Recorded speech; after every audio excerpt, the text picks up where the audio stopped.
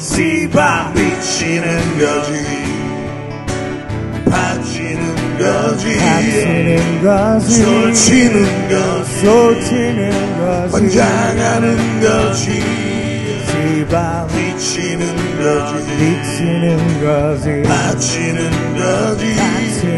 거지 솔치는 거지 라라라라라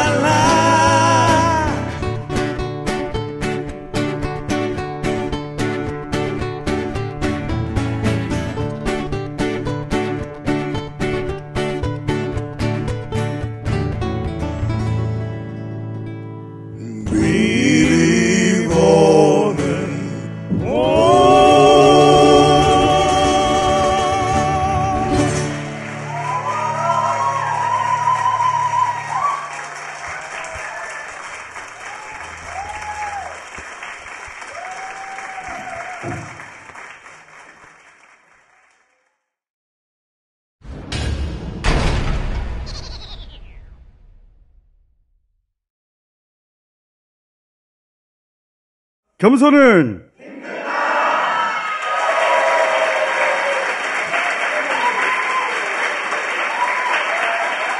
자, 다스베이사 설 특집 2024 설 특집 시작합니다.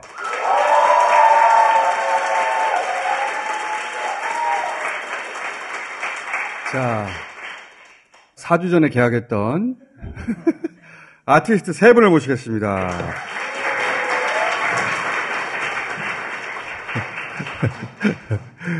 이 3분이 하나의 곡을 만들어서 작업한 적이 없어요. 서로 너무 달라가지고. 지난번에 나왔을 때 제가 서정적이면서 클래시컬 하면서 씨발 이 나오는 곡을 하나 만들어달라. 설 전에. 그 목적을 제가 말씀 안 드렸죠. 예. 목적이 있었어요? 그 목적은 총선에 쓰려고 하는 거예요. 아, 이걸요? 아, 큰일 났다. 아. 내용도 벌써 그렇더만, 봄이 올까? 과연 올까? 올 거야.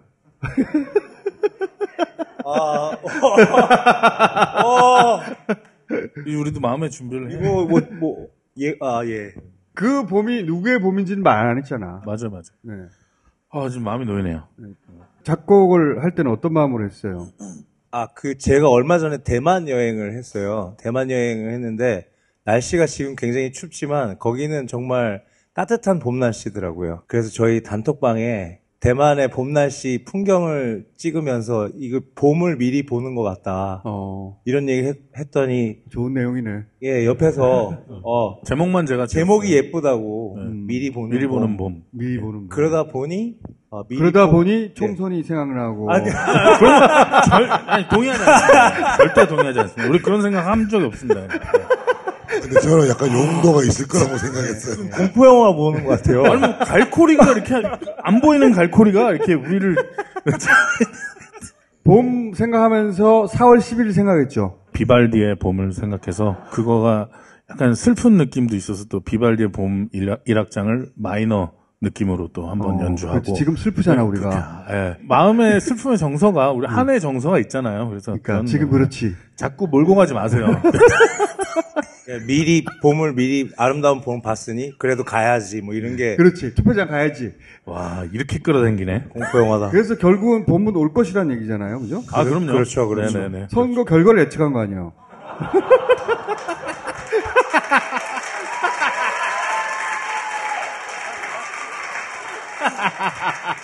뭐 기왕 이렇게 된 거, 예, 제가 4월 7일 날 예술의 전당에서 총선 동료 독주회를 하니까 초대하시기가.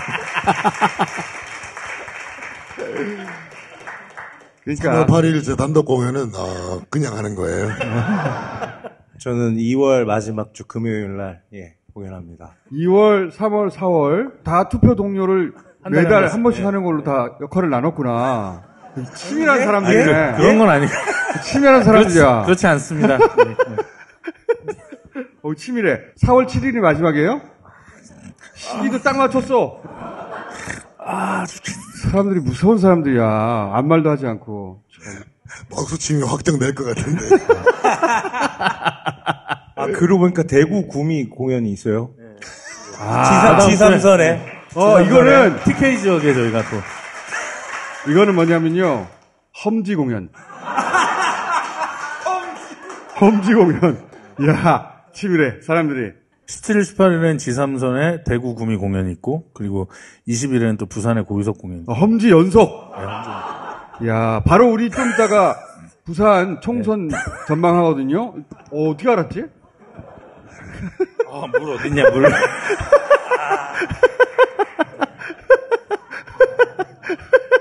부산 그 다음 어디예요? 용인? 용인? 용인. 아, 이 수도권으로? 네, 수도권으로 다시 돌아오고. 네. 그럼 그 다음 주에 저희가 결과 보고하는 걸로 한번 또 출연할까요? 모든 건 4월 7일 전에 다 끝나고. 사람들이 진짜, 야, 마음에 들어. 등이 오싹하네요, 오늘. 예. 아직 경찰서 가본 적 없죠? 아니, 뭐.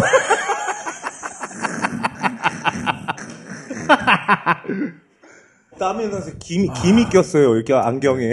그거는 이미 탄생했으니까 미리 보는 봄.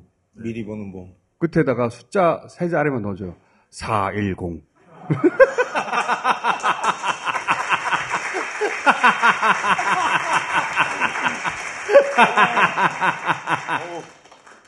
자, 그럼 저희는 용인 공연 이후에 다시 출연하는 걸로 확정 짓고 오늘 자, 마치겠습니다. 험지 싹 돌고 나서 지금 여론이 이렇더라. 험지의 여론이. 자, 그 사이에 잘 버텨주시고요. 네, 집 청소 잘해놓고. 변호사 꼭 부탁드립니다. 전국 순회 공연까지 잡아놨어요. 험지 중심으로. 네. 감사하고요. 삶은 알 수가 없잖아요. 예. 그러니까 이미 끝났어요. 자, 또 오시겠습니다. 감사합니다. 감사합니다. 감사합니다. 고맙습니다.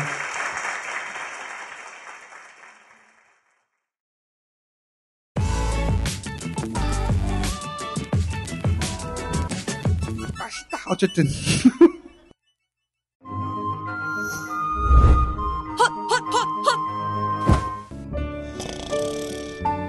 됐지? 잘 자. 숙면하기 참 어렵지요. 편안한 밤 보낭칠 이노큐가 도와드립니다. 딴지 마켓에서 최저가로 구매하세요. 자, 8년간 300만 캡슐을 판매했다고 합니다. 깊은 밤 꿀잠으로. 내 목소리 때문에 잠에서 깰 것 같은데. 자, 수면제가 아닙니다. 심신 안정에 도움을 드리고 건강식품이라고 합니다. 하루 한 캡슐.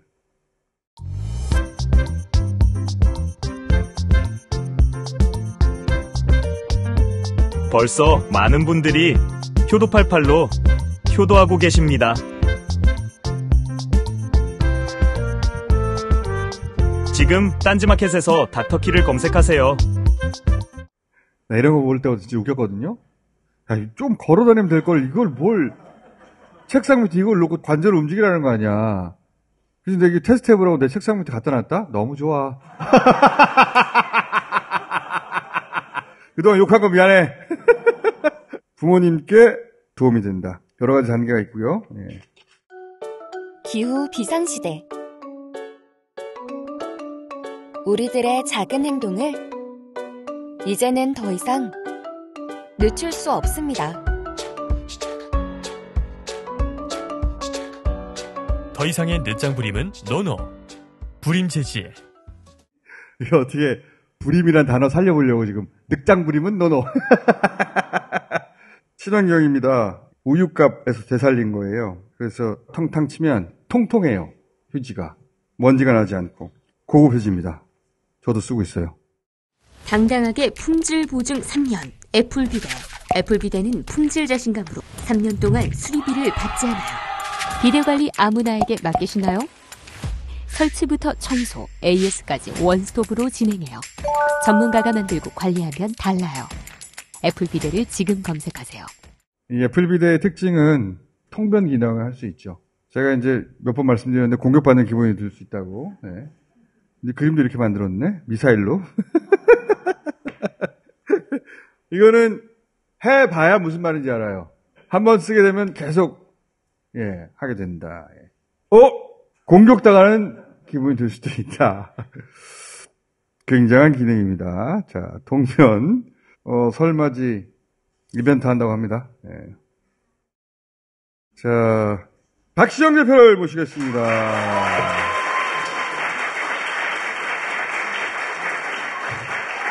반갑습니다. 오늘 많이 오셨네. 오늘 유시민 장관님 오신다고. 다들. 오늘, 머리도 잘 자리 잡고, 네, 비싸 보여. 자, 대한민국에서 가장 비싼 여론조사 꽃, 비싼 게! 자, 오늘은 설 특집으로 부산 총선 전망 저희가 정리할 텐데, 일단 이번 주 간단 정리 먼저 하고, 자, 개요는 이러합니다. 정당 지지율 대충 이러하고요. 대통령 지지율 대충 이러합니다. 큰 틀에서 변화 없어요. 예. 네, 그렇습니다. 신경 안 써도 돼요. 지난주 이슈 조사에서 유일하게 곱씹어봐야 할 대목은 이거예요. 한동훈 비대위원장이 86 운동권 청산 얘기하니까 이재명 대표가 무슨 소리냐. 검사 독재 청산이 시대 정신이다. 이렇게 딱 부딪혔거든. 네. 현재 시대 정신이 뭐냐. 86 운동권 청산, 검사 독재 청산. 이게 딱 이번 총선 구도예요. 이거를 여론조사 꽃이 하니까 다른 여론조사 기관들도 이 문항을 이제 넣기 시작했습니다. 한동훈으로 혹은 한동훈 아젠다로 이 근본적인 프레임을 뒤집을 수 없어요. 팩도 없다. 네. 자, 여기 예를 들어서 권역별 보세요. 서울 경기가 가장 중요한데 30대 한 50 정도의 비율이잖아요. 이게 이번 총선 구도입니다. 이틀은 지난 1년간 변함이 없어요. 그걸 한동훈으로 예를 들면 생각 네. 흔들리라니까. 생각을 왜 흔들어 그거? 진짜 기괴하대 그거. 온갖 퍼포먼스를 하고 있는데 그런 걸로 뒤집을 수 없다는 거예요. 지금 말실수가 계속 이어지고 있죠, 한동훈. 대통령 부인 관련해서는 디올백을 대남 공작, 북한과 연결해가지고 프레임을 잡았더라고. 대남 공작일 수 있다는 주장에 공감하지 않는다. 75. 오늘 간훈 토론에서도 비슷한 논조를 폈습니다. 그러니까 북한 얘기 계속 하더라고요, 요새. 친북 인사 뭐 이런 식으로. 고맙지. 그렇게 해주면. 자, 총선 조사 세 군데 했는데 앞으로 이거 점점 늘려갈 거예요. 개양, 이재명 대표 자객 공천 원희룡. 네. 자객 안 된다니까 그거 진짜. 붙여보잖아요. 자객이 안 돼. 자객이. 네. 14%포인트 차. 이건 자객이 아니고 자살이지. 그러니까 원래 이제 목적은 이재명 대표를 꺾지 못한다 하더라도 발목이 잡혀서 여기서 경합지가 돼서 이재명 대표가 다른 지역을 지지 유세 이런 걸 못하게끔 만들려고 원희룡 자객 공천을 한 건데 이 정도 격차면 돌아다니셔도 됩니다. 네. 자, 다음. 여기도 이제 자객 공천이라는 건 김경률 회계사 자객 안 된다니까. 이렇게 돼요. 여기 43대 23. 어마어마한 차이죠, 사실. 한동훈 비대위원장이 유독 이번엔 반응 안 보였습니다. 네가 와라 한동훈 그랬거든. 그치. 그 다음에 말이 없어. 왜냐면 한동훈도 넣어서 돌려봤거든. 한동훈도 안 돼. 자기가 와도 안 되는데 무슨 자객을 보내. 그 다음에 세 번째 조사한 데가 인천 연수구 을이에요. 여기는 왜 조사했냐면 지난 총선에서 민경욱 의원이 현역 의원이었어요. 그리고 정의당의 이정미 전 대표가 정의당 후보 중에는 두 자수가 나오는 유의미한 경쟁 후보였어요. 심상정을 제외하고는 유일하죠. 그렇죠. 당대표도 했었고요. 예. 그리고 민주당 이렇게 3파전을 붙었단 말이에요. 민주당 정의령 당시 후보가 3% 정도의 차이로. 예. 그리고 이정미 전 대표가 19%를 득표했어요. 진짜 3파전이 벌어졌거든요. 다시 붙여봤어요. 가장 큰 변화가 정의당 이정미 전 대표가 네. 한 10%가 빠졌어요. 맞습니다. 다른 지역인 창원 성산도 다자대결에서 허성무 시장이 앞서가는 여론조사 결과들이 발표되고 있습니다. 그러니까 정의당의 추락을 상징하는 거죠. 그렇죠. 지난번 저희 여론조사 곳에서 또 심상정 의원 지역을 해봤잖아요, 이미. 심상정 의원도 1위를 못했죠. 네, 3위 했죠. 자, 저희가 이 총선 조사를 앞으로 계속 늘려갈 거예요. 4개, 5개 계속 들어갑니다. 돈이 많습니까? 하나당 1,000만 원 들어갑니다. 나 망할 거야. 나 망해버릴 터야. 어떻게 해야 돼? 그리고 전국조사도 막 한단 말이야.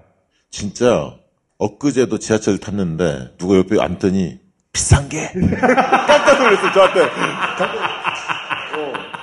저 이어폰 뜨고 음악 듣고 있는데 누가 옆에서 말을 자꾸 걸어서 뭐지? 이렇게 비싼 게 이러고. 암구호야. 비싼 게. 이번 총선 때까지 저희가 통장 다 털려고 하는 거거든요. 망해버릴 거야! 있는 돈 다 써서 모조리 조사할 수 있는 건 다 조사해버리려고 합니다. 예. 딴 거 볼 필요가 없어요. 비교할 수도 없어요. 저희 실사가 굉장히 꼼꼼하게 하고 있어요. 전화 안 받으면 다시 전화하고 재컨택하고 그리고 시간대 관리도 실사가 굉장히 정확히 하고 있기 때문에 여론조사 꼭 특히 또 강서구청장 보궐선거에서 입증이 됐었잖아요. 믿고 보셔도 됩니다. 우리가 이윤을 목표로 하지 않기 때문에 교과서적으로 해요. 콜 다시 한번 하려면 그 다 돈이거든요. 콜백 합니다, 저희는 다. 아니 계양을하고 마포는 최근에 보수 유튜브 쪽에서도 의뢰해서 조사 결과 발표를 했는데 여론조사 것을 넘어서자 이러면서. 흐름이 똑같이 나온 거예요. 그러니까 자기들이 보고 야 여론조사 꼭 정확한데 거기서도 정확하다고. 자 이번에는 부산 판세 얘기를 해보겠습니다. 두 분을 모시겠습니다.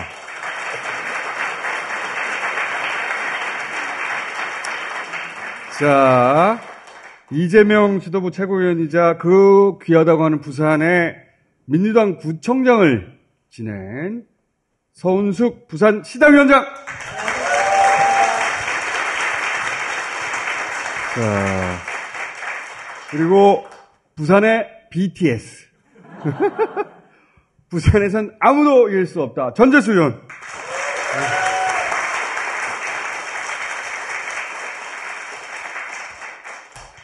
전재수 의원이 지난 총선에서는 2% 격차로 아슬아슬하게 이겼거든요.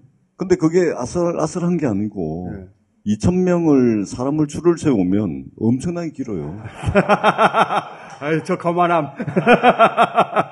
2% 격차예요. 근데 부산 진구를 제외하곤 민주당 지지율이 높은 지역구가 없어요.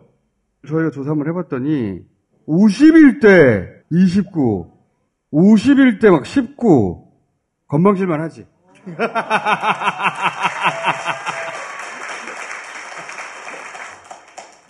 이 조사만 아니었으면은 장해찬 최고위원이 제 지역구를 왔을 텐데 이 조사 이후로 수영구로 가버렸습니다. 그래서 서병수 전 부산시장 부산에서 제일 센 사람이 왔어요. 이거 전부 다 이거 다스베이다 여론조사 꽃 때문이에요. 이거. 김어준 책입니다. 그래 완전 빅매치네. 예, 그렇습니다. 전대수 서병수. PK가 다 지금 그렇게 짜여지고 있습니다. 김태호 전 경남지사가 김두관 맞고 전현직 경남지사끼리 맞불을 놓고요. 그 다음에 뭐 조혜진, 조경태 뭐 이런 분들도 옮겨갈 것 같습니다. 민주당 현직들을 다 떨어뜨리겠다는 거거든요. 그래서 뭐가 필요하냐 물어봤더니 이게 필요하다. 후원금이 없다. 왜냐하면 다른 사람들 붙여봐야 게임이 안 되니까. 왜 이런 격차가 벌어진 거죠? 지난 8년 동안 우리 북구는 평화로웠습니다. 평화로웠습니다. 제가 20년 동안 거기서 3번을 떨어지고 이제 2번 된 거잖아요. 그럼 20년 동안 이게 씨앗을 뿌리고 물도 주고 뭐 이 밭갈이도 하고 키웠습니다. 그래서 어느 날 갑자기 이렇게 된 것이 아니고 지난 20년 동안 씨앗이 이제 그 열매를 맺고 이제 개화하는 시기죠. 정당 지지율 조사를 보더라도 야, 부산이 정말 모든 곳이 다 해볼 만한 데다. 이런 이제 우리가 희망을 가지는데 이게 사실은 역사적 산물입니다. 그러니까 1990년 1월 22일 날 3당 합당이 되거든요. 그때 민주당 지지율이 10%대였습니다. 그리고 지난 30년 동안 매번 선거 때마다 우리보다 먼저 이제 출마하고 떨어지고 이름도 없이 사라져갔던 그 숱하게 많은 사람들의 땀과 눈물이 지난 30년 동안 쌓여가지고 부산이 이만큼 올라온 겁니다. 그렇기 때문에 지지율이 오르고 또 다지고 어떤 선거에서는 1%, 어떤 선거에서 3% 이렇게 해가지고 지금 거의 모든 지역구가 우리 후보가 40% 이상 득표할 수 있는 이런 팟으로 바뀐 거죠. 역사적 산물입니다. 희생의 산물. 보내주십시오.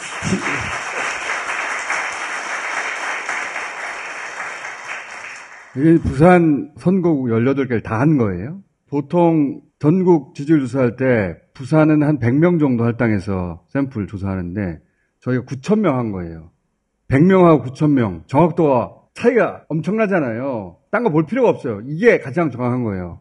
네, 맞습니다. 이게 지금 빨간색으로 물들어 있어서 여러분들이 걱정하시는데 부산이 선거를 60일 앞두고 오차범위 안에서 정당 지지도가 접전을 벌이고 있다는 건 대단히 유의미한 그 결과이고, 여기에 경쟁력 있는 후보가 출마했을 때 이 결과는 완전히 뒤집어지는, 아까 전재수 의원이 바로 그 산 증거잖아요. 아마 남은 60일이 흥미진진하게 진행될 거라고 생각합니다. 그러면 부산시당의 18석 중에 목표 의석수가 몇 개입니까? 제가 공개적으로는 9석이라 합니다. 반반. 치킨도 반반이 맛있고, 네. 반반 먹자. 반반 이러는데. 먹자. 그러니까 저도 이제 2006년도에 첫 출마를 했는데, 지난 30년 동안 민주당이 내세웠던 후보들 중에서 가장 강력한 라인업을 이번에 저희들이 구축을 하게 됐습니다. 옛날에는 이제 후보를 못 구해가지고 막 18군데 모두 다 내지도 못한 적도 많고, 불과 후보를 18명을 다 내는 것도 얼마 안 됐는데, 거기에 비하면은 가장 강력한 후보 라인업을 이번에 구축을 했습니다. 그래요? 예를 들면 바닥에 표를 가지고 있는 구청장 출신들이 대거 출마를 합니다. 네, 그리고 또 현역 3명 살아있죠. 이 정도 정당 지지율이면 우리가 인물 경쟁력, 바닥에 표를 가지고 있는 사람들이 나선다면 정말로 이제 굉장히 좋은 성과를 낼 수 있지 않을까, 이렇게 이제 저희들은 예상을 합니다. 요걸 설명드릴게요. 지도상에서 정당 지지율 파란색이 민주당, 빨간색이 국민의힘입니다. 이거를 격차가 적은 수로 쭉 줄 세운 거예요. 오른쪽을 보시면 21대 총선 결과가 있고 이 세 분이 현역입니다. 세 분이 지난 총선에서 0.9 차이로 이기고 2.1 차이로 이기고 2.0 차이로 이긴 거예요. 전재수 의원의 현재 북광석 합 지지율 격차가 마이너스 5.7이죠. 전재수라는 인물 경쟁력으로 가상대결에서 50%를 넘기는 거예요. 그러니까 인물이 제대로 가면 뒤집어진다는 거죠. 이게 이제 표본 오차가 95% 신뢰 수준에서 플러스 마이너스 4.4예요. 500명씩 조사를 했기 때문에. 그러면 8.8% 안에 들어있으면 다 오차 범위 내에 있는 겁니다.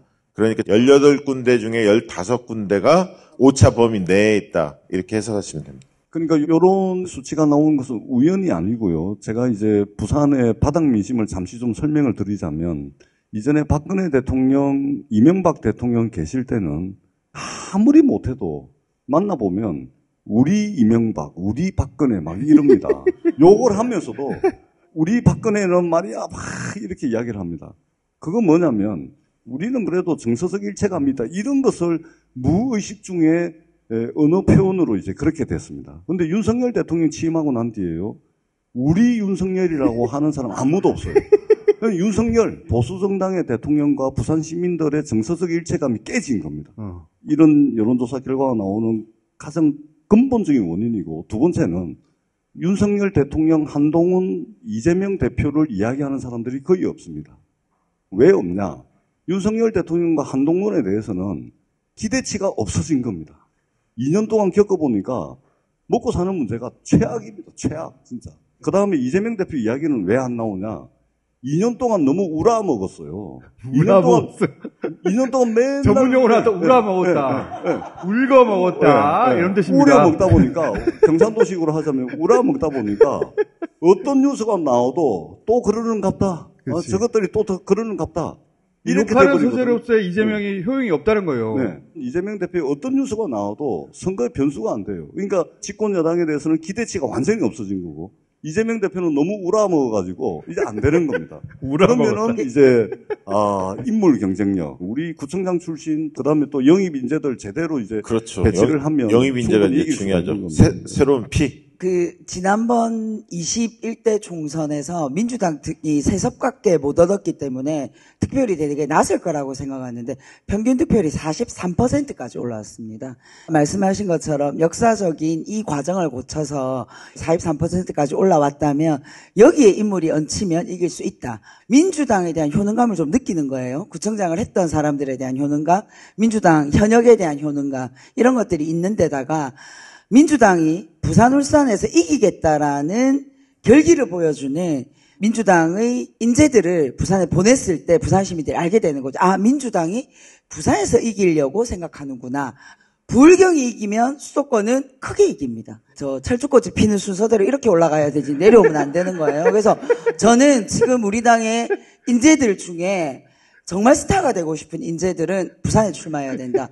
네가 부산에서 이겨서 스타 될 수 있는 기회다. 이 얘기를 정말 열심히 하고 싶은데 잘 안 만나주시네요. 지금 영입 인사들이 서은숙 최고 전화 오면 안 받습니다. 약속을 잡았다가 약속이 깨져요. 왜냐면 부산시당위원장에서 전화 왔어 라고 다른 사람한테 말하면 만나면 안 돼. 만나면 안 돼. 부산으로 끌려가. 그러나 여러분 제가 꼭 영입 인재를 부산에 투입해서 함께 시너지 효과 낼 수 있도록 하겠습니다. 여러분 많이 응원해 주세요.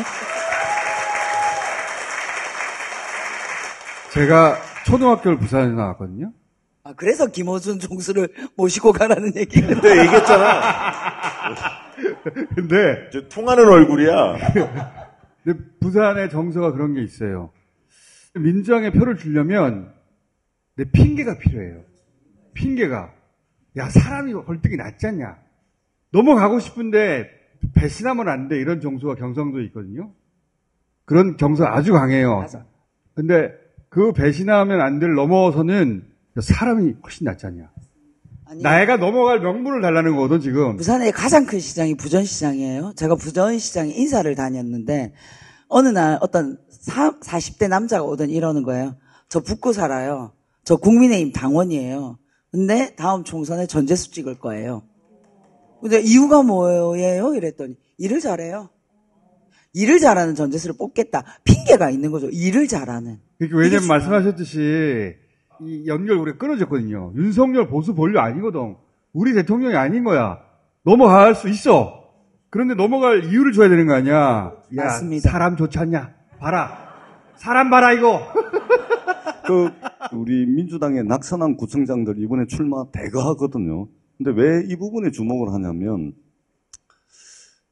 부산에서 민주당 간판으로 구청장을 했거나 국회의원을 한 사람들은 다음번에 또 출마하고 당선이 되려면 일을 진짜 쎄 빠지게 해야 됩니다. 쎄 빠지게. 그리고 쎄 빠지게 하는 것을 넘어서서 우라 먹는다. 쎄 빠지게. 반드시 성과를 내야 됩니다. 성과를 못 내면 다음번에 출마를 못 해요.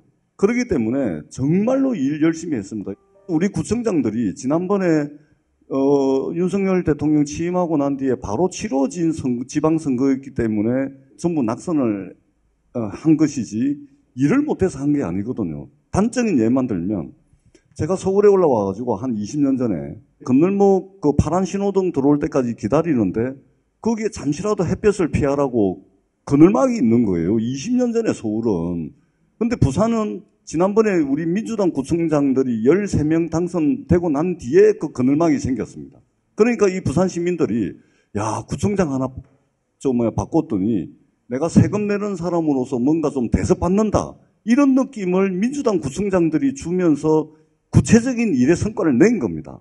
지난번에 바람 때문에 떨어졌지만 하루 24시간을 그 지역에 앉아가지고 구정일을 봤기 때문에 이분들을 너무 잘 알아요. 인지도도 있고 일에 대한 성과도 있고 그렇다 보니까 바닥에 표도 있는 사람들이 이번에 나서니까 정당 지지율 이 정도 받쳐주면 충분히 가능성이 있다는 것이죠. 그런 후보 중에 한 사람이 접니다. 네. 그렇죠. 네, 그렇죠.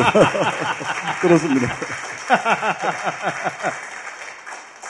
이 인물로 넘어설 수 있다는 게 박시영 대표가 얘기한 8% 손에 걸리는 마지막에 어디냐면 서상구예요. 이 서상구는 배재정 의원이 이번에 또 도전한단 말이죠. 다른 여론조사에서 했는데 배재정 의원이 지금 거론되는 인물들한테 이기더라고. 이기는 걸로 나오죠. 한 3% 정도. 인물 경쟁력으로 그 지지율 격차를 넘어서는 거예요. 그러니까 이 서상구 위쪽으로 다 가능성이 있어. 목표를 바꿔야 할까요? 네. 갑자기 여론조사 꽃에서 이런 정당 지지도를 조사해 주셔서 너무 감사한데 저희는 인물을 구체적으로 넣어서 가상대결을 계속 붙여왔어요. 근데 실제로 내부적으로는 인물을 넣었을 때 이기는 결과들이 몇 군데 나오고 있습니다. 그래서 후보가 결정되어서 대결 구도가 만들어지면 저는 더 요동칠 거라고 생각을 합니다. 특히나 지금 저쪽 후보들이 아까 우리 전재수 의원 말씀하신 것처럼 우리 지역의 국회의원을 하던 서병수가 어느 날 갑자기 저 지역으로 갔어요. 전재수를 잡겠다고.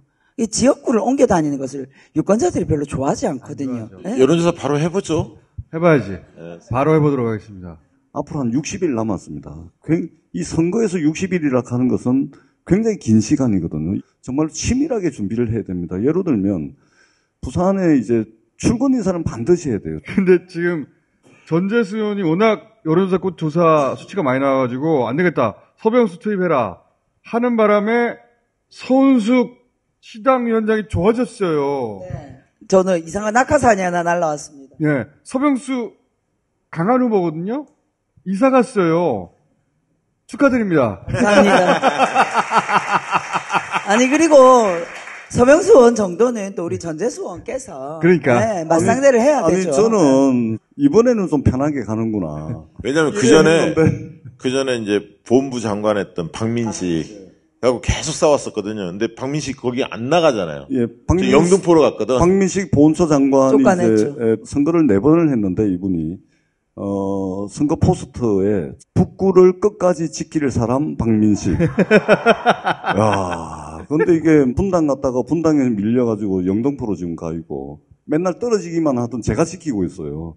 그러니까 사람은 지켜봐야 되는 겁니다. 아니 그 서병수 의원이 이제 정계 은퇴하실 나이예요. 사실은 아마 이번에 그 영예롭게 전재수 의원이 그분을 정계 은퇴를 아마 시키지 않을까 생각합니다. 그러니까 제가 3번 떨어지고 4번째 도전할 때가 2016년 총선이었거든요. 박민식 의원이 이제 3선 도전할 때였고 그때 이제 부산 시당위원장이었습니다. 부산에서 가장 제일 강력한 후보였거든요. 이번에도 서병수 의원이 부산에서 제일 세다 그래서 제 지역구에 보냈는데 마찬가지로 제대로 좀 제압을 해가지고 부산 선거에 좀 바람을 일으킬 수 있도록 최선을 다하겠습니다. 이 격차 다시 한번 보시면 현역 의원이 있는 최인호, 박재호 위쪽 내 지역구는 당선돼야 되는 거예요 지금. 그렇죠. 돼야죠. 네. 여기 위쪽은 더 지지율 격차가 좁거든. 1% 2% 상관밖에 안 돼요.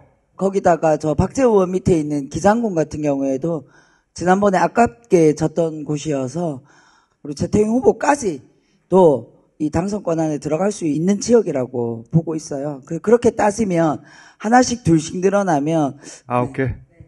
9개. 반반. 반반. 반띵. 근데 지금 내 전화 좀 받아달라. 유학하면 그 얘기예요. 우리 이재성 영입 후보는 열심히 지금 뛰고 있습니다. 정말 열심히 잘 뛰고 있어요. 네. 영입 인재인데 처음부터 부산 출마한다고. 네네네. 이재명 대표가 좀 업어드려야 될 정도로 투지를 불태우면서 사하구 을로 가셨죠. 사하구 을에 종이대 잡으러 왔다. 내가 뼈를 묻고 싸우겠다라고 이제 투지를 불태우고 있는데 정말 아주 열심히 잘하고 계시거든요. 그래서 이번 총선의 전쟁터는 불경이다. 그런 의미에서 우리 영입 인재들께서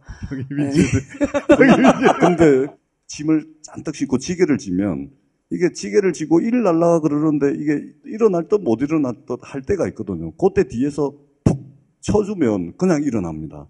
그 역할이 이제 영입 인재다. 지지자들이 톡 칠 수 있는 행위는 어떤 게 있어요? 문자 메시지 좀 보내서 부산에 한두 명 정도는 가라.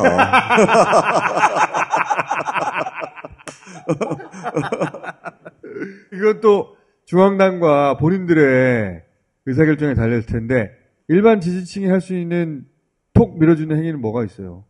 이번 선거는 선거법이 바뀐 것 중에 하나 재밌는 게 자기가 지지하는 후보를 내가 만든 상징물을 가지고 지지할 수 있어요. 이렇게 표시를 할 수 있어요. 예를 들면 내가 집에서 서은숙이라는 이름을 써서 들고 나가서 아침 출근길에 서은숙 근처에서 홍보를 하는 거예요. 지난번 강서구청장 보궐선거에서 실제로 그게 톡톡히 효과를 봤습니다. 아, 그러니까 예전에는 등록된 것만 쓸 수 있었는데 이제는 개인이 만든 거는 25cm 규격 내에 25cm? 아, 저도 해봤는데 집에서 만들어서 부채 형태로 만들었는데 거기에 이제 누구를 지지한다 가능합니다. 투표 뭐 참여도 가능하고요.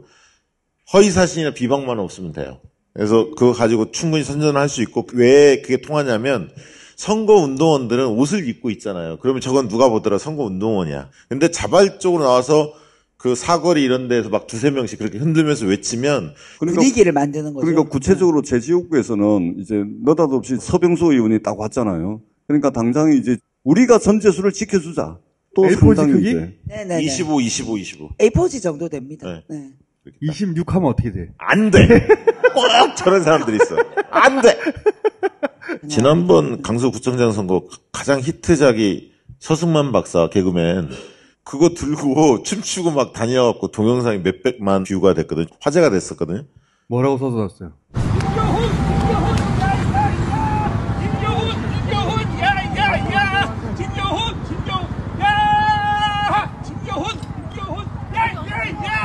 영화배우 서승만입니다. 그거 일본 법자 뭐 일 잘하는 진규훈 법자 막 이런 식으로 각자 들고 몇 명씩 서서 막 그 차 지나가면 외치고 시민들 건널목 횡단보도 건너오면 샤우팅하고 근데 거기 서승만 박사 막 춤추고 다녔거든. 그러니까 선거운동원으로 등록하지 않아도 안 해도 돼요. 일반인이 네. 자기들끼리 몇 명 모여서 이제 그렇게 할 수 있게 되었다. 네, 그게 굉장히 큰 특징이에요. 그래서 지나가다 보면 곳곳에 한 10명, 20명씩 막 서 있는 거예요. 그 막 흔들면서. 그러면 저게 뭐지 하다가 미친 사람처럼 보이지. 근데 중요했던 거 국민의힘 쪽에서는 그런 사람이 안 보였어요. 그때 선거에. 진규훈 후보를 응원하는 민주당 지지자들만 대거 온 거예요. 근데 그게 그 물결이 딱 보이면 기세를 확실히 잡습니다. 선거는 기세 싸움이거든. 눈에 딱 보여요. 그러니까 부산 북구에 우리 민주당 지지자들이 요만한 이제 A4지에 부산 진구에 있던 서병수가 북구에는 우짠 일인고 와와딱하노 요런 거 이제 다 그거 재밌겠다. 이거 언제부터 할 수 있나요? 선거운동 기간. 선거운동 기간 13일 동안. 13일 동안. 네. 그거 준비해서 하면 재밌겠다, 진짜. 제가 이제 서울 영등포 가가지고 박민식 의원하고 저하고 2승 2패거든요. 제가 2020년 총선 이기고 난 뒤에 2승 2패 만들고 난 뒤에 형님 결승전은 치르고 가야지. 공천 꼭 받아서 결승전 치르자.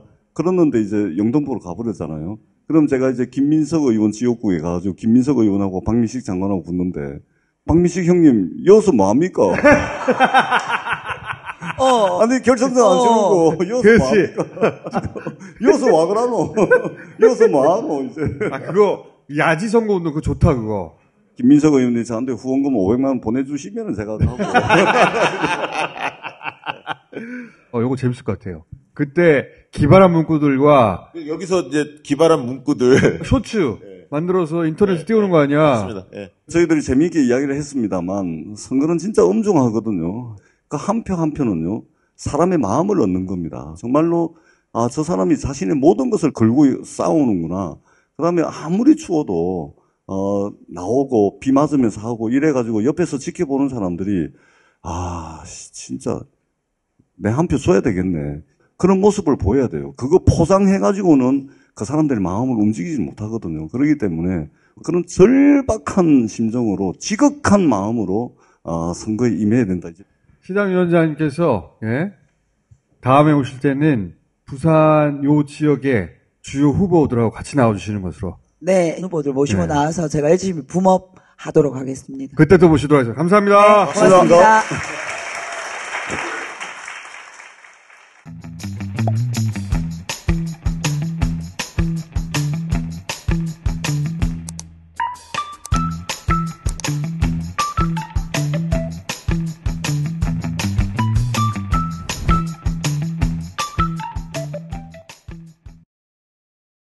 농약 한 방울 없이, 비료 한 톨 없이, 비바람 이슬을 맞으며 더운 계절 추운 계절을 이겨내며 함양 지리산 자락에서 7년을 자라납니다. 산삼 순백. 딴지마켓에서 홍삼 가격으로 진짜 산양삼을 만나보세요.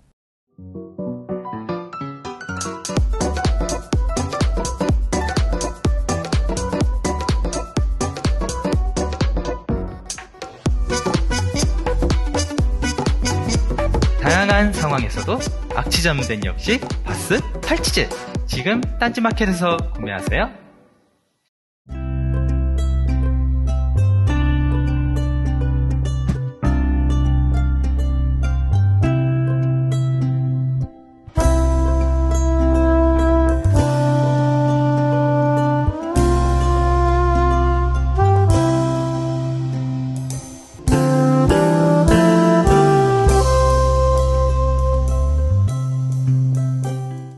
본격 직장인 드라마 공생 대리운전 편. 부장님 가볍게 한잔 하시죠. 나 차 가져왔는데. 아유 착한 콜 대리운전이 있잖아요. 부를 때마다 500원이 기부되는 착한 콜.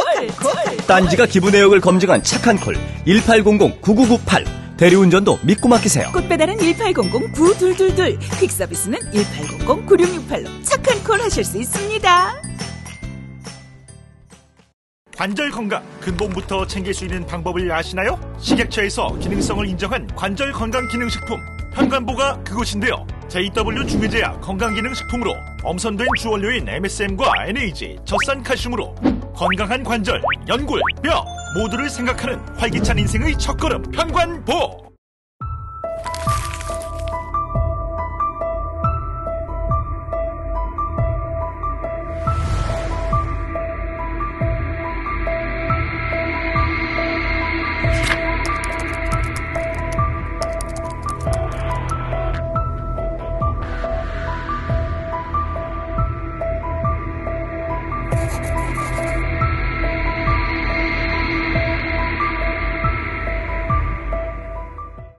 자, 유시민 작가를 모시겠습니다.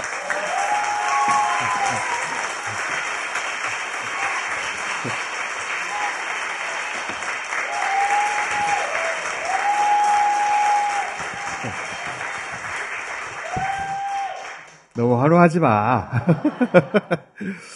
자, 설 얘기도 하고 선거도 있잖아요. 유시민 작가와 함께 모든 분야의 포괄 토크. 우선 축구 보셨어요? 네, 축구는 제가 라이브로 다 본 것 같아요. 6게임을. 네. 청수가 너무 과하게 비판하던데. 클린스만 감독을 뽑아놓은 걸 어떻게 해. 축구협회장이 욕을 먹어야지. 왜? 객관적으로 보면 4강이면 괜찮은 성적 아니에요? 아니야! 근데 4강에서 끝난 게 문제가 아니고 이기든 지든지 간에 자기 축구를 해야죠. 사우디전도 그렇고 8강전도 그렇고 호주하고 자기 게임을 못했어요. 전체 6경기가 다 마음에 안 들었어요. 네. 제대로 된 경기가 하나도 없었어요, 사실. 네. 클린스만 감독은 부동의 스트라이커였고 완전 슈퍼스타였습니다. 그러니까 이 사람은 축구 선수로서 뛰는 동안 상대방을 분석해서 내가 오늘은 이렇게 하고 내일은 저렇게 하고 이거 자체가 없는 사람이에요. 그것도 이제 재택근무를 하니까. 네. 그러니까 선수도 잘 몰라요. 제가 40년간 국대 A매치는 거의 다 실시간으로 봤는데 가장 졸전이에요. 예. 40년 골문안으로 슈팅을 하나도 못 쏜 경기는 제가 본 적이 없어요. 근데 총수가 윤석열 대통령하고 비교하는 거는 그냥 부당하다고 봐요, 그거는. 왜냐하면 클린스만 감독은 아무것도 안 했지만 안 해야 될 일을 한 건 없어. 그래서 4강까지 간 거야. 그러니까 우리가 지도자 없이 갈 수 있는 한계가 거기까지예요. 그냥 없는 거야. 내가 말하려고 했는데 제가 써. 근데 그냥 해야 할 일을 안 한 사람하고 해야 할 일을 안 할 뿐만 아니라 하면 안 될 일을 엄청 하는 사람을 동렬해 놓고 그렇게 비교한다는 것은 클린스만 감독에 대한 부당한 폄훼가 될 수 있다. 이 점은 고아야 고아. 선수들이 경기 볼 때마다 쟤들 고아구나. 우리나라도 똑같잖아 지금. 대통령이 없거든요 지금. 없는 게 아니 있어요. 그냥 아버지가 없으면 애들끼리 살아갈 수 있어. 가족끼리. 근데 깽판 치는 아버지가 있으면 진짜 힘들거든. 그러니까 없는 아버지와 아버지가 없다는 것과 없었으면 나을 것 같은 아버지가 있는 거하고는 레벨이 달라요. 그게 디멘전이 다르다고. 예. 그 우리의 현실을 지나치게 그거 좋게 보는 거예요. 윤석열 대통령과 클린스만을 동렬해 놓고 비교하는 것은 클린스만 감독에 대한 부당한 비난이 될 수 있는가 하면 동시에 윤석열 대통령에 대한 지나친 이제 과대평가가 될 수 있다는 말씀. 지나친 우호적인 평가다. 그렇죠. 네. 우리가 구분할 건 구분해야죠. 일단 크리스마스는 일단 잘라야 돼요. 그래서 위약금 물어주고 자르는 게 나아. 이형 표시를 시켜. 돈 주고 잘라야 돼요. 네. 자, 그러면은 한동훈은 어떻게 보십니까? 한동훈, 야, 이 동네에 처음 등장한 캐릭터거든요? 네, 되게 잘하고 있다고 봐요. 그러니까. 되게 잘하고 있다고. 제가 어저께 MBC 100분 토론 갔을 때 3차 패널 조사 보니까 이제 몹시 잘하고 있다가 거의 20% 가까이 나오더라고요. 저게 구성이 어떻게 돼 있을까? 몹시 잘하고 있다가. 혹시 나 같은 사람도 포함되어 있지 않을까? 나도 아주 잘하고 있다고 생각하는데. 네, 이보다 더 잘할 수는 없어요. 저는 흐뭇한 마음으로 매일매일 뉴스를 보고 있습니다. 까짓 거 좀 꼴보기 싫으면 어때?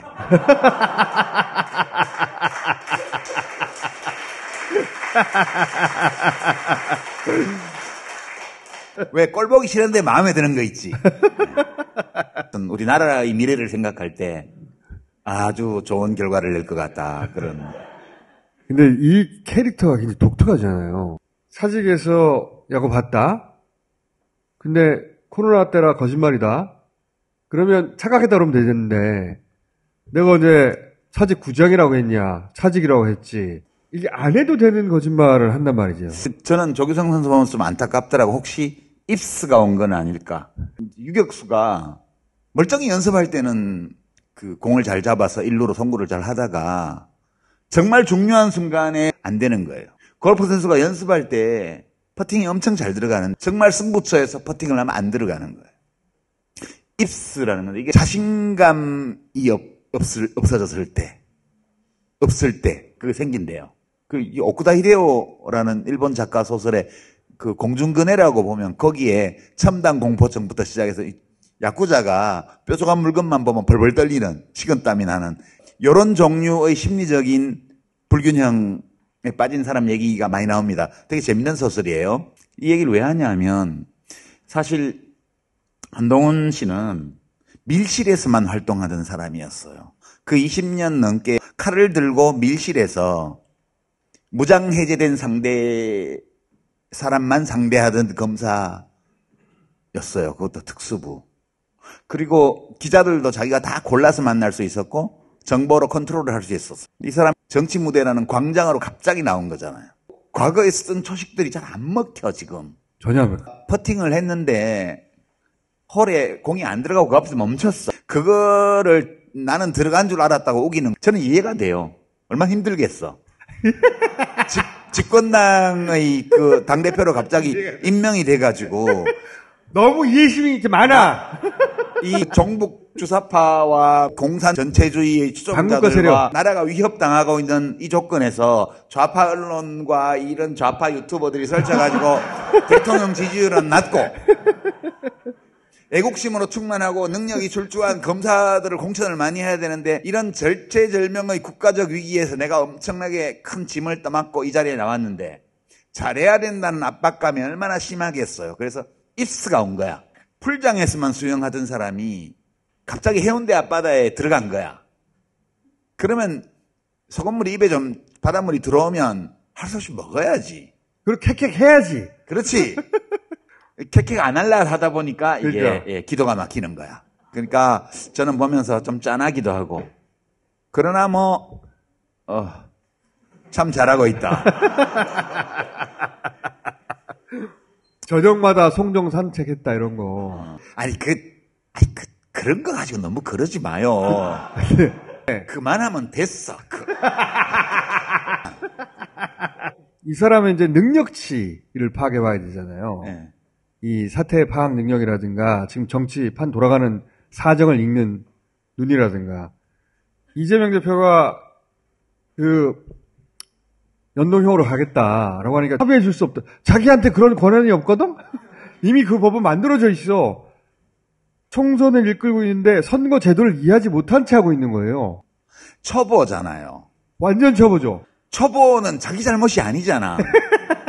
아니 면허증도 없는데 지금 운전하라고 지금 운전석에 밀어넣은 거잖아요. 아직도 길거리에 이 이정표를 잘 읽을 줄 몰라요. 겨우겨우 이렇게 엑셀 밟고 브레이크 밟고 핸들 돌리고 요거까지는 익혔는데 시야가 좁아서 우리가 운전을 오래 한 사람들은 그러니까 뭔가 지나쳤으면 다시 오른쪽으로 우회전 하면 원래 위치에 와. 이게 되잖아요. 근데 내비게이션만 보고 운전을 처음부터 한 사람은 내비게이션이 갑자기 먹통이 되면 길을 못 찾아. 이제 초보 운전자가 이정표를 잘 못 읽는 거하고 비슷해요. 저 비유대로 하면 좌회전 신호를 받아서 좌회전하는 거예요. 그렇죠. 그런데 한동훈은 나는 합의해 줄 수 없어 좌회전에.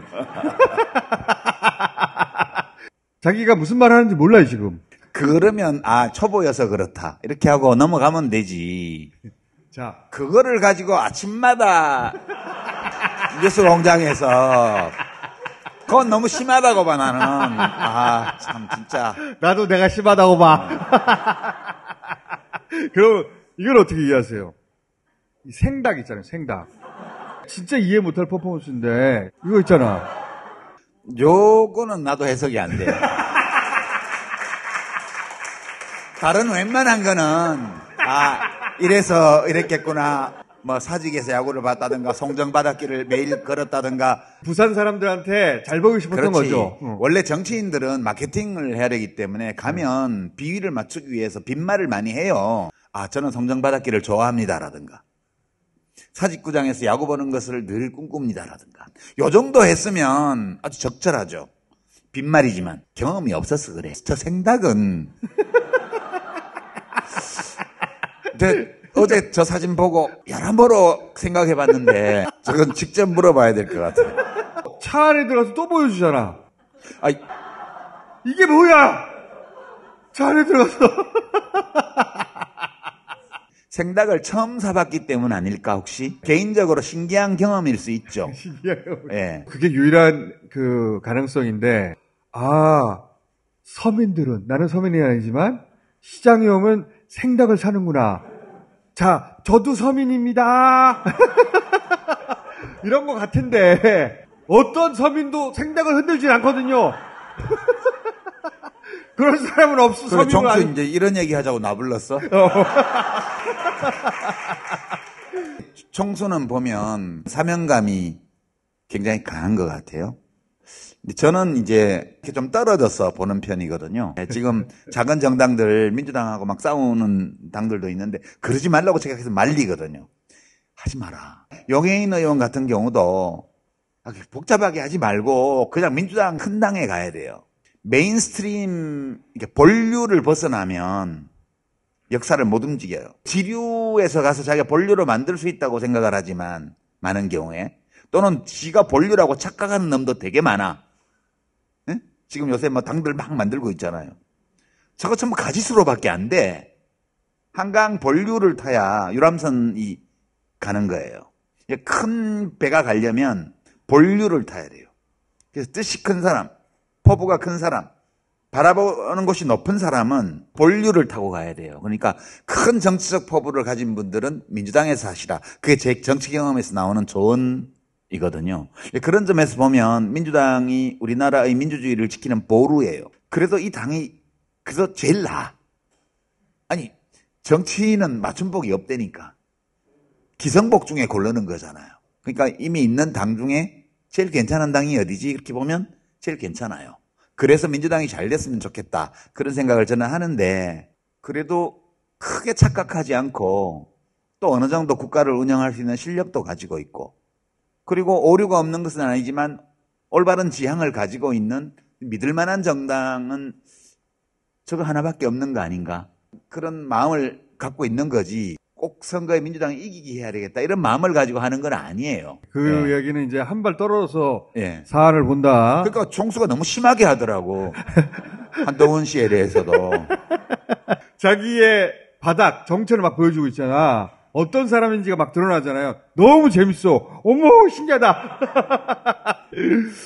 그리고 그러면서 자기가 훌륭한 사람인 줄 알더라고. 그러니까 지금 대통령에 아주 지극히 부적합한 사람이 대통령 자리에 앉아 있는 것처럼 정당의 대표로서 지극히 부적합한 사람이 비대위원장으로 있는 거예요. 저도 그렇게 생각해요. 보통 저런 스타일을 만나면 정치 묵기는 아니네. 아니죠, 전혀. 정치 묵기는 아니야. 그렇게 표현해요. 그러니까 정치인감은 아니다. 이런 뜻이에요. A급은 A급만 좋아한다고요. 그게 엘리트주의거든요. 고유한 의미에서. 똑똑하고 능력 있는 사람이 자기만큼 똑똑하고 능력 있는 또는 자기보다 더 똑똑하고 능력 있는 사람을 좋아해요. 근데 B급이 되면 B급은 A급이 자기 근처에 못 오게 한다고요. 자기가 B급이라는 사실이 드러나기 때문에. 그래서 B급이 조직의 꼭대기에 있으면 그 조직이 조만간에 C급, D급 등외로 채워진다고 제가 그거 얘기를 듣고는 우리 대통령이 B급이라고 단정하는 분들이 계시더라고. 제가 우리 대통령이 A급이 아니라고 얘기를 했지 B급이라고 말한 적이 없어. B급만 돼도 A급을 절대 자기 곁에 안 둔다고요. 근데 그 사람이 혹시 C급, D급이면 어떨까? A급이 아닌 대통령이 A급인 사람을 비대위원장으로 세울 리가 없어요. 그러니까 지금 모든 게 다 그렇게 눈사태처럼 굴러가는 중이고 그래서 대한민국이 지금 엄청 심하게 멍들어가고 있는 거죠. 총선 끝나고 나서 한동훈 비대위원장이 살아남을까요? 그 누가 죽여요? 대통령실에서 뭐 사퇴해야 된다, 거부한다, 뭐 어쩌고 하면서 대통령을 당무 개입한 정치범으로 만드는데 일조했거든. 칼을 찌른 거야. 이 총선 이후에 살아남을까?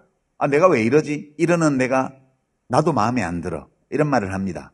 우리의 자아라는 것은 매우 중성적이어서 나를 어떤 대상으로 인지하는 내가 또 있습니다. 그걸 자아라고 그러는데 그 자아가 있다는 사실을 아는 인식의 주체가 또 있어요. 자아라는 게 있는데 그 자아를 대상화시키는 자아가 또 있습니다. 이걸 메타인지라 그러거든요. 메타인지가 굉장히 뛰어난 사람은 자신을 과소평가하는 경향이 있다고 그래요. 그 메타인지의 능력이 내려가면 내려갈수록 자기 자신을 과대평가합니다. 윤석열 대통령은 메타인지가 안 되는 사람이에요, 아예.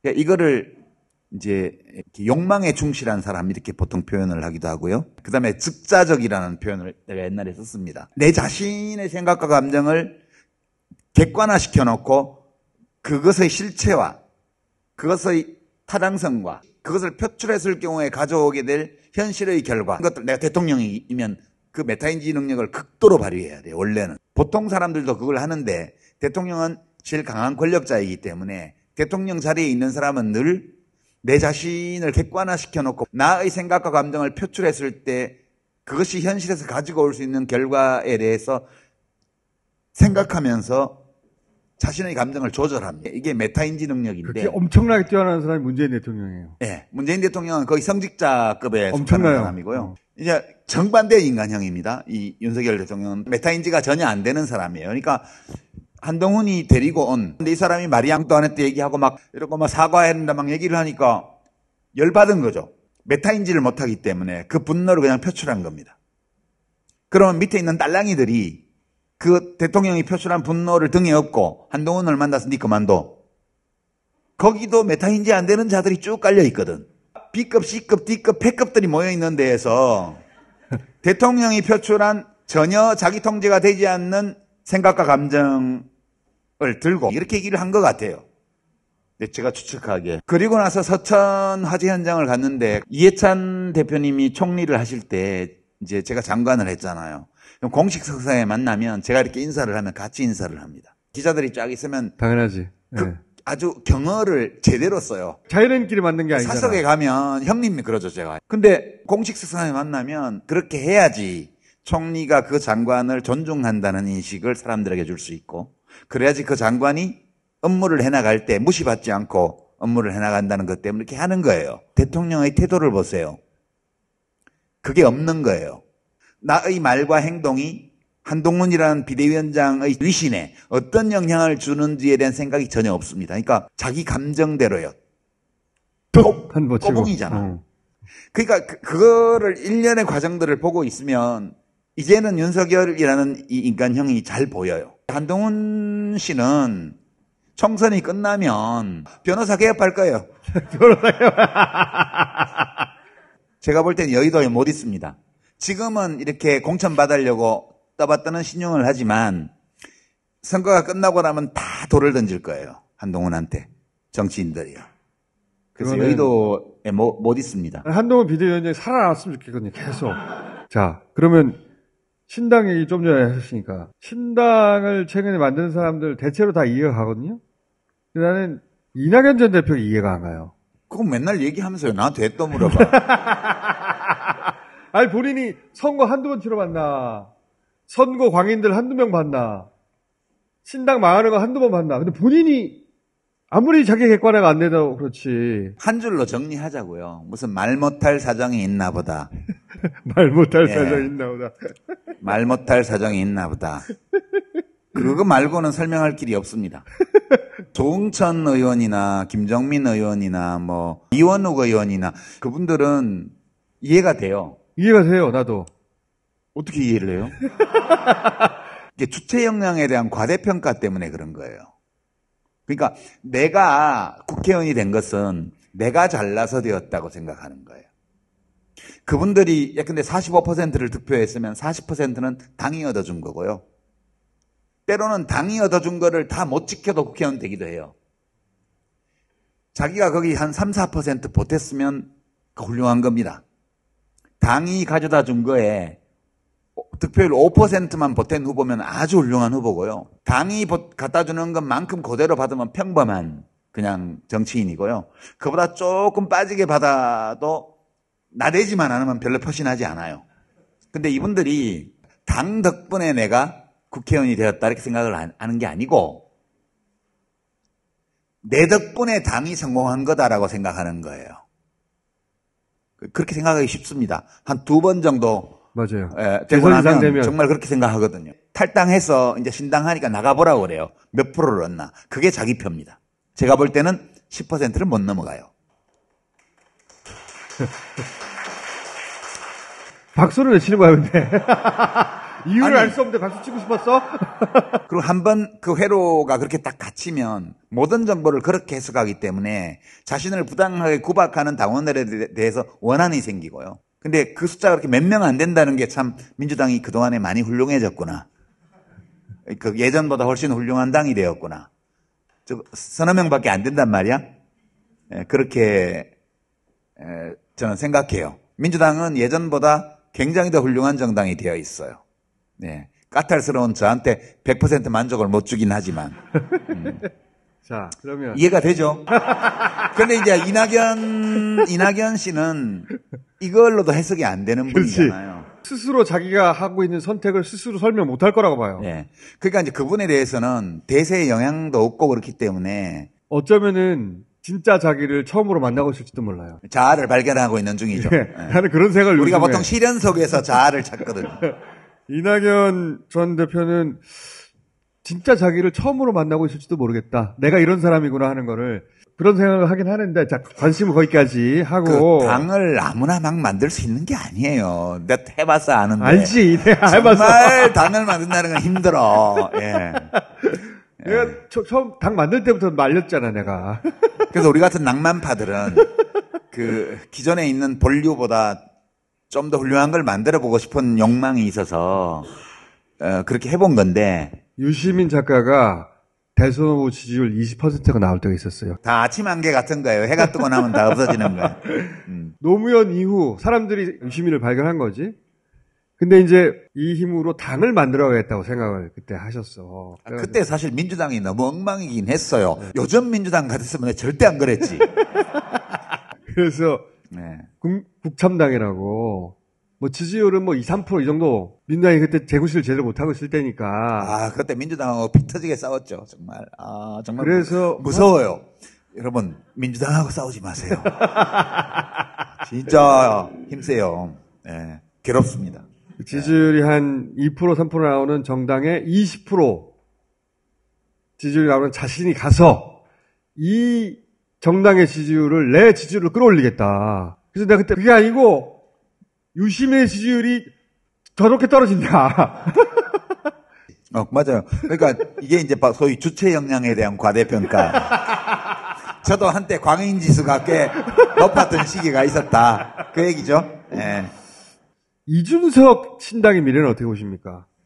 이준석 신당은 보수 쪽에서도 볼 때 이준석 씨가 스스로 나가서 당을 만든 게 아니고 쫓겨나서 만든 거잖아요. 그래서 이제 보수 쪽에서도 일부 양해되는 그런 면이 있는 것 같아요. 근데 뭐 잘 될 리 없겠죠. 살아남을 것 같아. 지금 만들어진 신당 중에 유일하게 거의 살아남을 것 같긴 한데. 많이 얻으면 비례대표 한 5개 정도 얻으리라고 봅니다. 2-3석 그 정도 얻지 않을까? 그렇게 생각하는데. 예. 근데 이제 국민의힘은 이제 무조건 위성정당을 만든단 말이죠. 국민의힘이 위성정당을 만들면 한 17에서 20석 정도 가져가게 돼 있어요. 이준석한테 좀 뺏길 것 같아요. 뺏기긴 뺏기죠. 둘이 합치면. 네, 19, 20 둘이 19, 합치면. 20. 20이면 이 교섭단체예요. 아, 그건 너무 지나친 상상력이네. 아니, 이렇게 가능하다고 봐. 뭐가 가능하다고 보냐면, 지난 총선 때, 한선교. 그쵸. 그때는 미래한국당이라는 위성정당을 만들었는데, 당대표를 한선교를 보냈어요. 이 사람이 옥새를 들고 출당 도장을 안 찍으면 자기 당이 되는 거예요. 한선교가 그렇게 하고 싶었어. 그렇게 하다 쿠데타를 일으켰다가. 그렇게 갈 일은 없고, 그러니까 다만. 나는 가능성이 있다고 봐. 국민의힘 당 쪽에서 걱정하는 거는 민주당 쪽에서 표를 받은 당들은 국회에 들어오면 똘똘 뭉쳐서 협력을 잘할 건데 자기들 쪽은 안 그렇다는 거야. 그러니까 스스로를 못 믿는 거야, 이 진영을. 그래서 반드시 자기들이 직접 만들어가지고 선거가 끝나면 다시 먹어야 돼. 그래야 마음이 놓여. 위성정당의 당대표로 간 사람이 가면 견물생심이 되는 거야. 그렇지. 그 얘기야. 같은 얘기야. 근데 표현을 좀. 19석이 생겼어? 이준석 3개 있어? 3개 합치면 20개야? 교섭단체야? 나는 이 가능성이 50% 있다고 봐요. 너무 미리 그러지 말고요. 뭐 그때 가서 얘기하면 논평하면 되지. 아니, 그랬으면 좋겠어. 총선이 끝나고 나면 대통령 출당 요구가 나올 거예요. 예, 국힘 내에서 대통령에 대한 출당 요구가 나올 겁니다. 저는 그렇게 봐요. 그러면서 보수 본당 대결이 시작될 수도 있어. 니네는 검찰당이야. 보수 본류는 나야. 하고 이준석 씨는 다시 국힘당으로 가려는 거예요. 당연하죠. 예. 이준석 신당이 표 가져가는 게 다 그쪽 표만 가져가는 것도 아니고 양쪽 표를. 지역구에서는 득실 차이가 없어요. 비례를 가져가는 거예요. 저는 어쨌든 위성정당과 이준석 신당이 손을 잡는 시나리오 난 가능하다고 봐요. 자, 이제 민주당 고민으로 넘어와봐. 민주당의 고민은 이 소수정당하고 어떻게, 얼마나, 어떤 절차로 의석을 나눌 것인가. 선거에서 광인이 되는 건 정당 사이즈하고 무관해요. 내가 옆에서 구경한 적이 있는데 아침에 합의하고 저녁 때 재번복한 다음에 다음날 아침 도장 찍고 나서 돌아서서 전화하면서 번복해요. 소수정당은 다 그래요.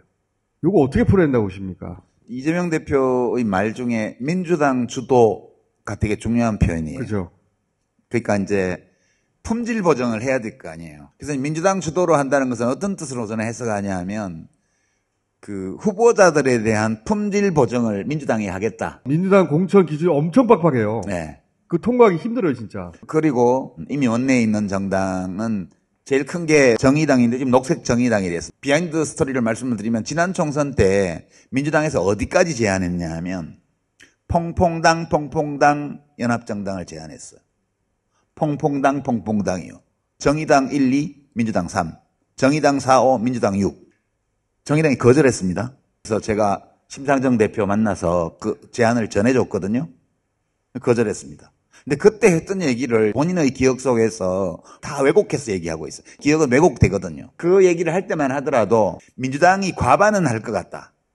라는 정도였어요. 150석 정도 할 것 같다. 예.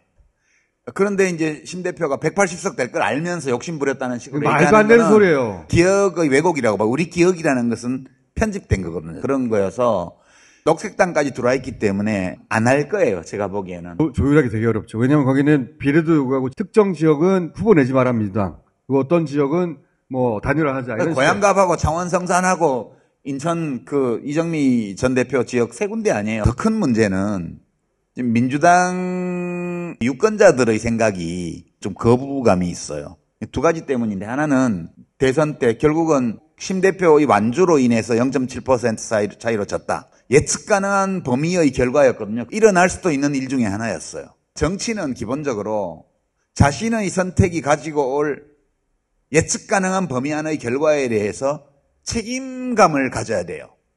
현실 정치는. 근데 정의당과 심상정 대표가 이 일어날 수 있는 범위 안의 사건에 대한 정치적 책임을 진 적이 없습니다. 유감 표명조차 한 적이 없어요. 그 유감 표명을 해야 될 의무는 없으니까. 그러니까 그걸 안 했고 그거에 대해서 비판적인 시민들은 책임을 묻고 싶은 거예요. 두 번째는 이재명 대표 체포동의안의 가결을 공개적으로 가결했잖아요. 그거는 연대하는 정당으로 살 수 있는 행위가 아니에요. 그것은 이제 정의당의 선택이었지만 또한 유권자들은 그 행위에 대해서 책임을 묻고 싶은 거죠.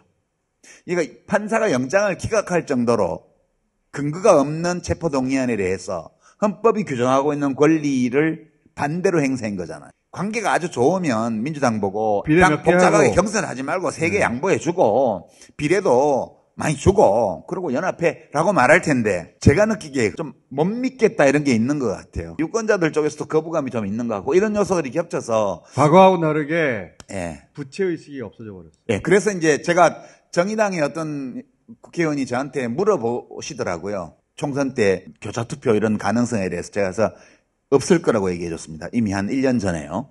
다음 총선에서는 3%를 넘기는 게 되게 힘들 거라고 정의당이. 교차투표에 대한 여론조사를 보면 제가 지금 MBC에서 패널 데이터 보고 있는데 거의 안 갑니다. 예전에 볼 수 없던 현상이에요.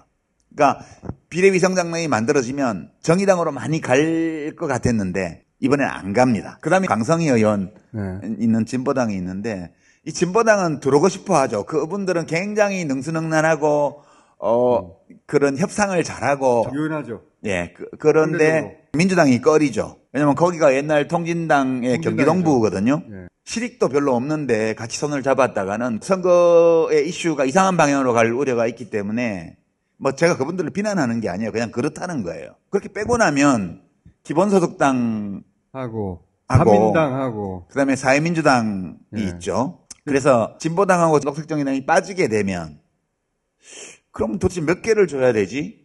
거기서부터 문제죠. 제 생각에는 그냥 퐁당퐁당으로 하라는 거예요. 예컨대 뭐 한 40명을 공천한다. 그러면 1번부터 40번까지 정해야 될 거 아니에요.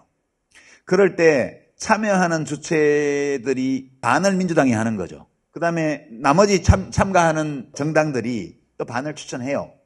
그렇게 해놓고 캠페인을 하고 투표하게 하면 사람들이 볼 때 말이 되는 후보가 더 많은 표를 얻게 돼요. 그래서 하나씩 번갈아 가면서 공천을 하게 하면 민주당이 많이 양보하는 게 되는데 좋은 후보가 추천돼서 올라오면 민주당 당적이 아니어도 상관없어요. 저는 이건 또 어디서 덜컥 걸릴 거라고 보냐면 민주당 전통적인 지지층들이 오랫동안 민주노동당 시절부터 비례는 민주노동당, 비례는 정의당 이렇게 이어져 왔거든요. 그건 끝났어요 이제. 그 시절이 끝나버렸어요. 예. 정의당은 그 히스토리가 쭉 이어져다가 끝난 건데 최근에 소수당은 그게 형성돼 있지 않아요. 그래 챙겨줘야지 형성돼 있지 않단 말이야. 그러니까 민주당 지지층이 혼쾌히 그래 몇 석 주시하려면 납득할 만한 원칙 같은 게 제공돼야 되거든. 수치화할 수 있는 건 지지율 같은 거밖에 없다고. 민주당 40%대지. 소수정당 다 합쳐도 한 3% 나올까 말까 할 거야 아마. 4%라고 해도 그래요. 10분의 1이잖아. 그러면 20석을 비례로 잡으면 한 석 줄까 말까 한 거예요. 아, 그렇게 따지면 안 되고 연동형의 취지가 그렇지. 당 지지율보다 만큼 좀 있는데 지역구를 못 얻은 당에게 우선적으로 할당한다는 게 연동형의 취지이기 때문에 이 소수정당들이 지지율이 낮지만 이 당이 좋은 후보들을 추천할 수 있습니다. 예컨대 민주당에서 조국 교수를 추천하지 말고 사회민주당에서 조국 교수를 추천할 수 있죠. 20석 정도 예상되는데 10석은 소수정당 주자 절반. 이거는 제가 보기엔 중간에 한번 덜컥 걸릴 거예요. 왜냐하면 나 누군지도 모르는데 소수정당 있는지도 몰라. 저기 절반을 줘야 돼? 그러면 그만큼의 민주당의 훌륭한 후보들은 기회를 사라지는 거 아니야? 이렇게 생각할 사람이 반드시 생겨요. 그렇다고 지지율 비례로 한석 주자. 이건 말이 안 되니까 어디서 끌을 것인가 가지고 한참 또 얘기를 할 거예요. 그런 이제 민주당에 맡겨놓고요. 우리가 뭐 하루 이틀 장사하는 사람들도 아니고 그거 뭐 하여튼 그런 그 고비들이 기다리고 있을 것이다. 네, 민주당에서 주도성을 발휘해서 한다니까 결과가 나오면 잘 됐나 보다 이렇게 생각하면 돼요. 그 사이에 이제 스트레스 지수가 올라갈 거거든요. 그런 거 생중계 하지 마요. 그거. 나는 그런 거 생중계 안 하려고 그러는데 진보 진영의 유튜브들이 생중계 할 거예요. 그럼 스트레스 지수가 막 올라갈 거거든. 다스베이다를 봐. 그때 마무리를 야 이거 재밌다 얘기하다 보니까 아무거나 막 얘기하다 보니까 선거 전에 한두 번 더 나와주세요. 부탁이야!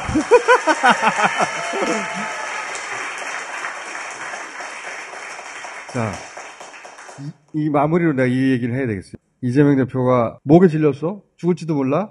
병원에 도착 안 했어? 경찰들이 막 물청소 시작해. 이런 거는 총경 출신, 인재영입, 그 양반이 경찰 창설한 이래로 처음 있는 일이라고. 에이, 그건 아니다. 옛날에 죽여가지고 산에 가서 절벽 아래로 밀어뜨리고 뭐. 아니, 경찰이 물청소한 것은 처음 있는 일이라는 거야. 물청소 정도는 애교죠. 아니, 조사실에서 고문하다가 저 두개골에 상처 난 채로 무슨 어디 산에서 발견된 분들도 계셨고, 경찰 창설일에 그랬다는 거는 자칫 그 과거에 대한 왜곡된 해석을 그러니까 일으킬 수 있어. 물청소는 아직도 이 사건이 테러로 정의되지 않았어요. 이상한 사건입니다. 근데 내가 여기서 우리 유시민 작가에게 묻고 싶은 견해는 뭐냐면, 단독 범행일까? 단독 범행일 수도 있는데, 단독 범행이 아닌 경우에도 본인은 단독 범행으로 믿고 하게끔 하는 어떤 작업을 누가 했을 수 있죠. 그랬을 수 있겠다. 그 도스토옙스키의 죄와벌 보면 주인공 라스콜리코프가 사회적 선을 이루기 위해서 악을 저질러도 된다는 이 초인사상을 술집에서 듣잖아요. 그 생각을 계속 하다가 글도 쓰고 그 수전노 노파를 죽이고 거기 허드렛 일 하던 죄 없는 여자도 우연히 눈에 떠서 죽이고 이렇게 되잖아요. 그러니까 라스콜리코프는 단독범인데 그 초인사상에 대한 그 술집에서 옆자리 이야기를 듣지 않았다면 거기 안 갔을 수도 있죠. 그 술집에 누구를 보냈을 수도 있지. 네, 수사가 워낙 제대로 안 됐기 때문에 누군가가 뒤에서 개입했을 가능성을 배제할 수는 없죠. 그러나 우리가 이거 단독 범행이 아니다라고 말할 수도 없고요. 그 다음에 그렇게 물청소하고 뭐 경상이라 그러고 이상한 문자 돌리고 이런 것들은 거의 눈에 보이지 않나요? 그런 일이 터지면 테러방지법에 의거해서 그 국정원 지부가 있잖아요. 예, 거기서 출동하잖아요, 다. 하죠. 예, 그 선에서 다 이제 오다가 내려갔겠죠. 부산 경찰청장은 자기들 뭐 서장 판단으로 물청소를 했다고 그러지만 그건 누가 물청소를 시킨 것으로 우리가 봐야 되겠죠. 그리고 뭐 헬기로 이송한 거에 대해서 뭐 특혜받은 것처럼 하는 이런 모든 작업, 이런 거를 한 주체가 있는 거죠. 주체가 있죠. 예. 우리 옛날에 많이 보던 건데 뭐 특별히 이상한가? 원래 그러는 거 아니에요? 나는 아무 말도 안 했습니다. 예. 그게 옛날에는 이제 관계기관 대책회의라고 해서 이제 유신 때나 전두환 정권 50 때나 이럴 때는 관계기관 대책회의를 했고, 관계기관 대책회의를 늘 주도한 것은 50 때는 보안사였고, 그 뒤로 오면서는 안기부. 지금은 공식적으로는 총리실 산하의 대테러 센터라든가 또는 테러방지법에 따른 지역협의회라든가 이런 것들을 가지고 하고 있죠. 당연히 그 시스템이 가동이 됐을 거고, 가동이 안 됐다면 국가가 마비된 거죠, 지금. 가동되었으리라고 봐요. 그래서 뭐 그 선에서 자기들끼리 판단해서 그렇게 각 주체들이 할 일을 지정해주고 이랬지 않을까? 라고 아무 근거 없이 막연하게 저는 생각합니다. 그렇게 하라고 지시한 누군가가 있지 않았을까? 예, 라고 아무 근거 없이 했다면 조직 체계로서는 대통령실의 안보 라인이죠. 그거 안 했다면 대통령실이 놀고 있는 거죠. 저는 윤석열 대통령의 비서실이 놀고 있다고 생각하지는 않아요. 윤석열 정부 출범한 이래 가장 신속하고 깔끔하게 일 처리한 거 이게. 민생을 이렇게 좀 돌보지. 너무 깔끔하게 처리했기 때문에 흔적도 별로 없거든요. 그래서 꼭 잊지 말고 계속해서 이 사건을 뒤쫓아가 봐야 되겠다 저 생각하고 있는 와중이고. 자, 우리 유시민 작가는 오늘 첫 시간이었고요.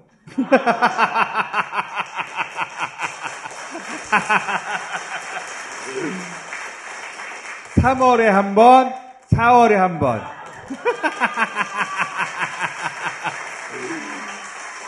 그런데 사실 이번 총선은 별로 논평할 건 없어요. 윤석열 대통령 취임 이후에 발표된 모든 여론조사의 국정수행 지지도 긍부정 평가 결과하고 양당의 두 정당의 정당 지지율 조사를 그냥 다 합치는 거예요. 그렇게 해서 그래프에 딱 그리잖아요.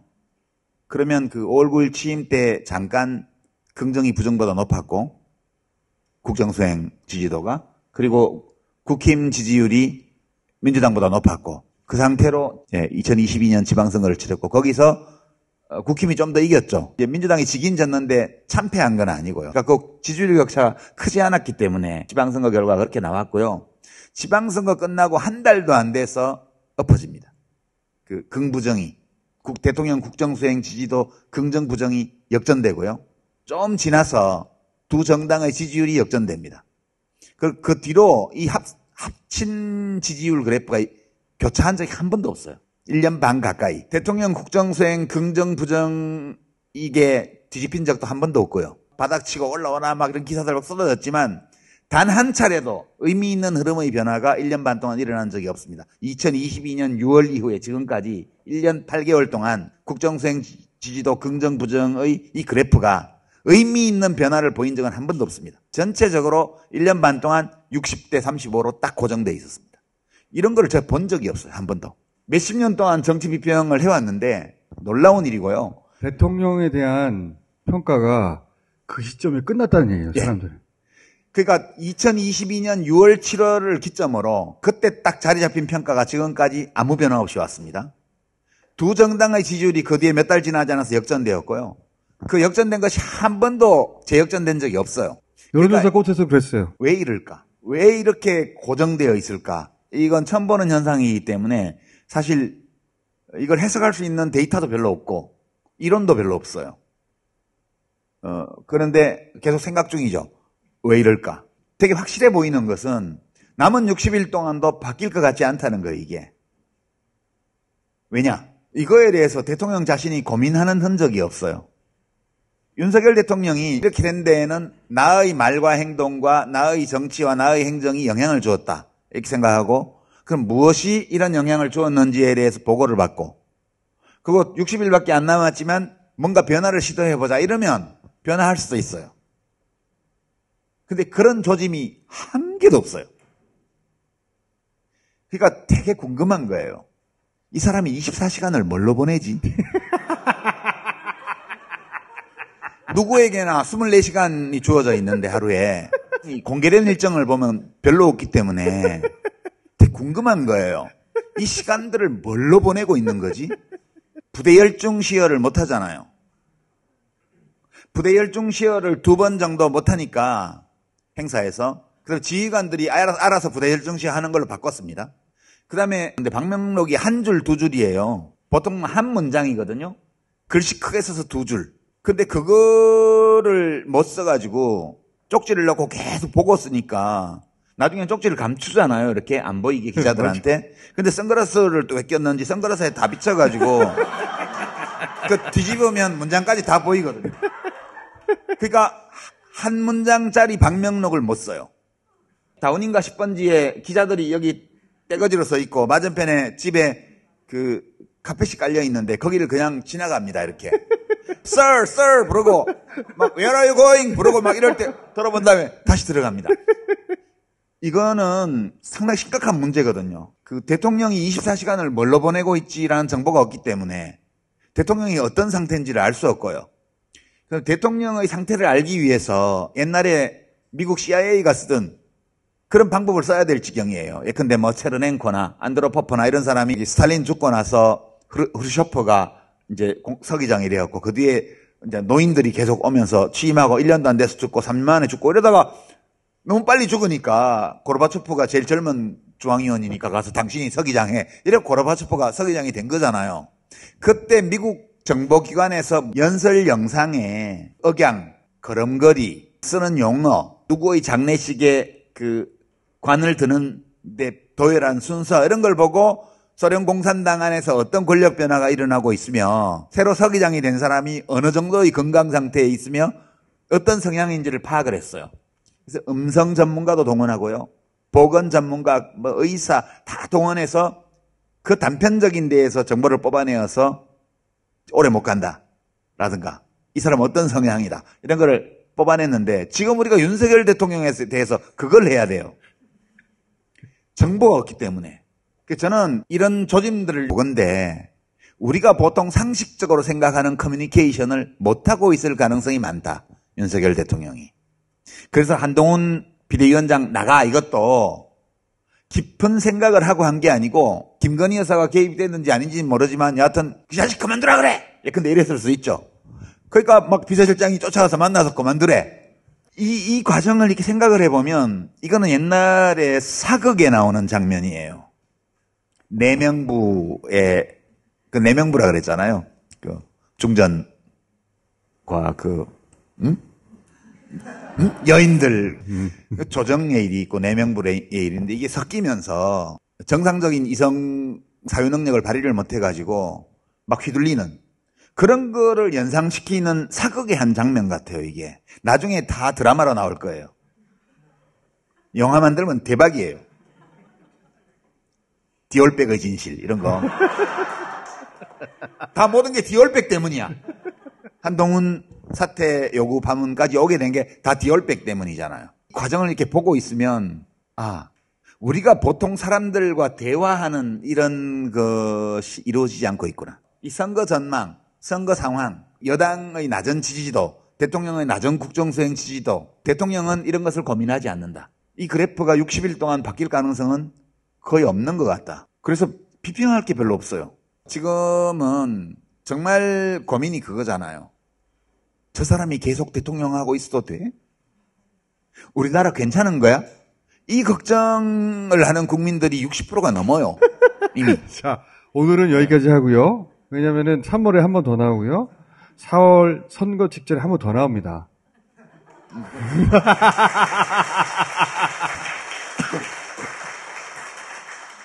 내가 대통령 말도 안 듣는 사람인데 뭐. 내가 끌고 올게. 자, 오늘 여기까지 하겠습니다.